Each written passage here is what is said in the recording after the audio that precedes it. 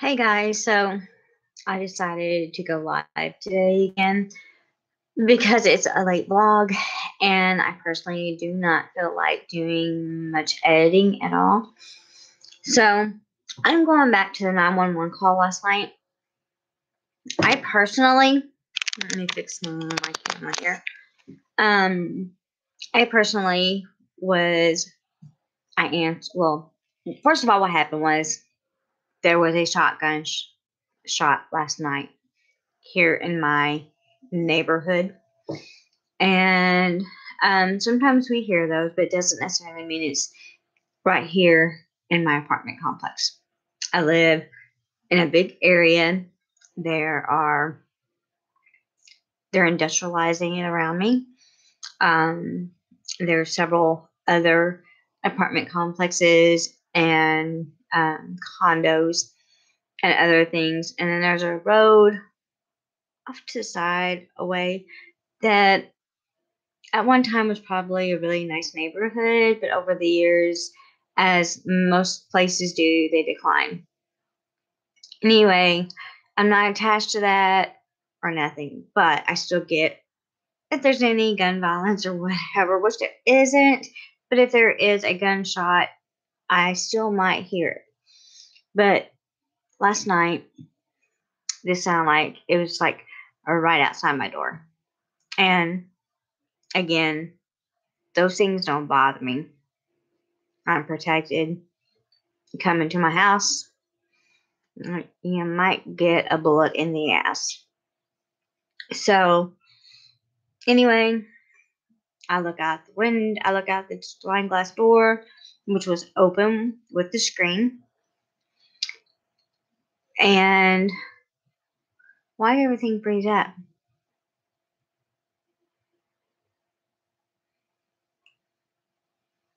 Okay. I don't know if it what happened. Anyway, my screen door was open. I went to the screen door. I had my hand with my phone. I closed my glass door and locked it and closed my blinds. At this point, I had not put the thing in the door that keeps the door from opening up by force. I call 911. Phone rings. I then get a message. Stay on the line. Someone will be with you shortly. It rings a few more times. Again, I get the message. I hear this message for 2 minutes. This is a problem. One, for Louisville to be as big as it is, we really don't have that high of a crime rate. No, and seriously, we really don't. And we have a lot of car wrecks. We have a lot of death by cars.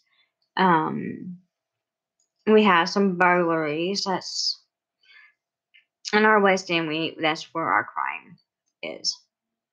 We have a lot of drug abusers that overdose, and so if today I went and picked up my husband, and the whole time I'm sitting here, I'm still going nuts over this 911 thing because I'm sitting here thinking, and again, this is that nursing thing with me.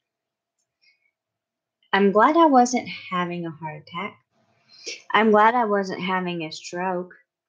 I'm glad I wasn't bleeding out anywhere because I could have been calling 911 and who knows how long I would have had consciousness.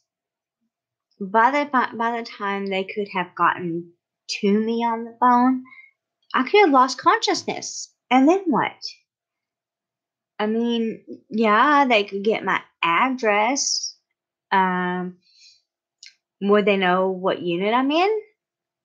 I mean, these are things they need to consider. It's not by fault, everybody else's fault, that they are short-staffed. I understand 16 hours is the most that they can work in, 16 or 20 hours was all they could work in nursing. I don't remember which one it was, but that was all we had, and then they had to have an 8-hour break. So I understand that, but at the same time, you're putting people's lives at risk. I think that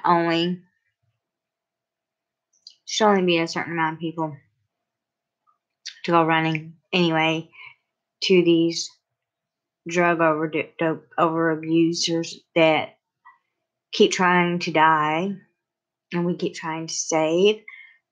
Because look, I've been there, worked with them, and dealt with it. If they're not going to finish the program, even if they do finish the program, they come right back. They keep doing the same thing over and over. And, one of the things was, well, we get a call on something, about 20 times. Well, yeah, that's going to happen, especially in a car wreck. If it's a very, very, very big car wreck, you're going to get that. That's not uncommon. One of the things I read was, well, we're getting tired of getting phone calls for pedestrians that's been hit. What do you want us to do with them? So, I mean, I had thought about calling WDRB, WHAS, or WLKY about this. But because my argument was going to be, look, I called them about a shotgun that went off outside somewhere nearby. And I was on the phone for over 2 minutes. And had I been, sick or whatever, bleeding out or whatever, I could have lost consciousness and they never would have found me. So, something's got to happen. But luckily, that hadn't happened. I was reporting something. But I didn't want them to come off go and then it's like twisting my words like they have done in the past and make it out to be all over this grand thing about gun violence or gun control or something in that nature. So I wasn't getting that, that chance. But they said they're understaffed and they need new people, but it takes this long to train them. Well, then get a bunch of them, train them, and get them started. 911 is placed for a reason. It was put into place so you could save lives, not so people can call in while they're still halfway conscious, and by the time you get to them, they've lost consciousness, and I don't know how much of an address you can get.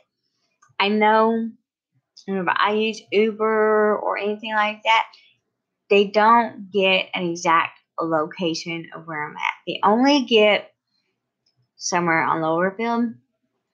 They get the street address, but no unit number. So, and if you're not even picking up and don't even know my name, I don't even know exactly how they run all that. I know they run it off of different towers and all that, but so how are they gonna know? So there's another life that's just been pretty much wasted. So they need to get their asses in gear or there's gonna be lives lost because they're jacking off somewhere and are like just training one person at a time before they can get more on a shift. And I read something was like 7 to 10 a shift, and we're still being put on hold for 2 minutes. Yeah, something's got to happen. It needs to happen now and not later.